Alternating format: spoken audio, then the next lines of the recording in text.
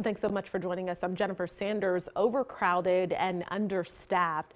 Problems at Texas youth prisons continue, and kids have to spend hours in their cells, even during times they should be doing normal programming and rehabilitative services. Now, it's a story we've been following for several months now. We invited Texas Tribune's Jolie McCullough to talk about her latest report. It's titled "Pay Raises Alone Won't Solve Staffing Shortages in Nightmare Texas Youth Prisons," workers say. Jolie, thank you so much for being with us. Let's just delve right into this. We've talked about these issues in the Texas Juvenile Justice Department before. Is there an update? Has anything really been done to alleviate those staffing shortages? Yeah, so this is an update. There is an update of what has been happening. Essentially, this summer, the Texas Juvenile Justice Department hit really what was a breaking point. It was, nearing total collapse, according to the agency itself. And this is, there are about 5 prisons throughout the state that hold nearly 600 teenagers who have been convicted of mostly violent offenses, but that's not always the case. And they have been dangerously understaffed, and they remain dangerously understaffed. But what has changed is that the agency has been able to, mostly using all of the money that it's saved from not having enough workers, bump up officer salaries. So they have implemented a 15% raise across all officer positions, which makes the starting position go from about 36,000 to almost 42,000. And with that, they have been able to hire more people. But what we're seeing, and what I really wanted to dive into, is people are still leaving at the same rate, if not faster. Like they are being able to bring in new people with these new salaries, but the reason that people are leaving the Juvenile Justice Department, the people that are no longer working at these prisons, they're not leaving because of pay. They're leaving because of, poor working conditions and the trauma that they're facing at these facilities.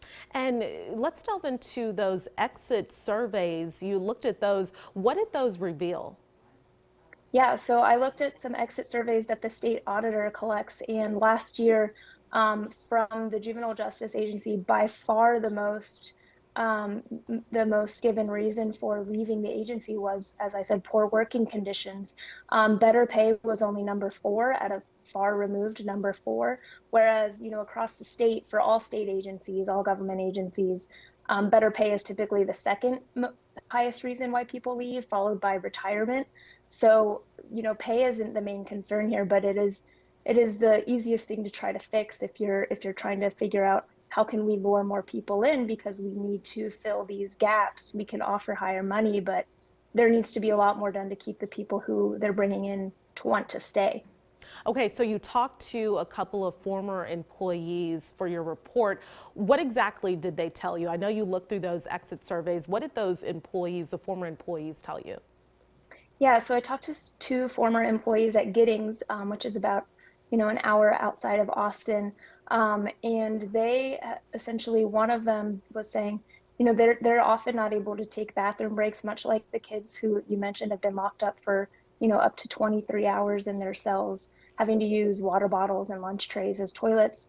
The officers also are working alone on these units because they're so short-staffed, and they've had trouble getting bathroom breaks, and sometimes go hours and hours without being able to use the restroom.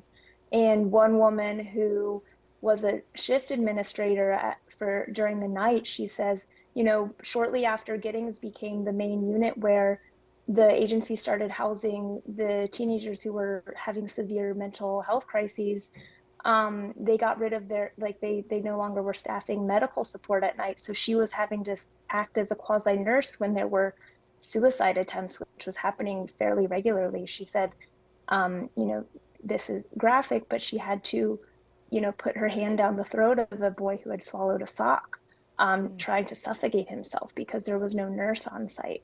So it's just the trauma that they're seeing, that they're having to deal with and kind of take on with less and less people. It really weighs on them, and it has caused them to look for work elsewhere. And Jolie, I know you unpacked a lot of that in your article, which we have posted on our website at KXAN.com. As always, thank you so much for joining us.